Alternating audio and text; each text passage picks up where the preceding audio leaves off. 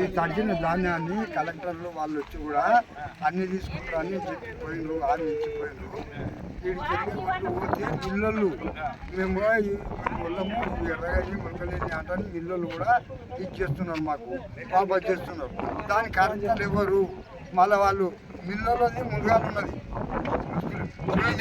అధికారులు చెప్తున్నారు కలెక్టర్ చెప్తున్నారు మీది ఉన్నదా వాళ్ళ కలెక్టర్ ఉన్నది ఎంత ఆట చెప్పండి. ఇప్పుడు న్యాయం చేయాలని వాళ్ళు అడుగుతున్నది అంటే తడిసిన ధాన్యం తీసుకుంటామంటారు కానీ మిల్లు యజమాని తీసుకోవట్లేదంట.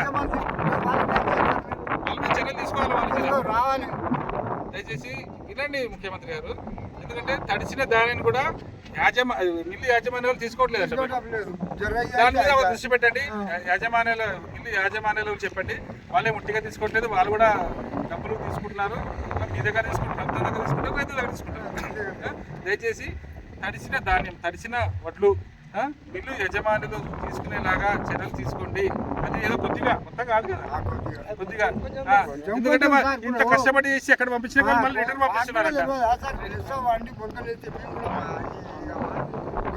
ఇప్పుడు లారీ అక్కడ ఆగిందంట మరిగిలా కొద్దిగా పసుపు ఉన్నాయంట ఒళ్ళం చూడండి. అలా ఏదో కొద్ది శాతం పచ్చి ఉంటే మొత్తము ఆపేస్తున్నారు, రిటర్న్ పంపిస్తున్నారు 25%.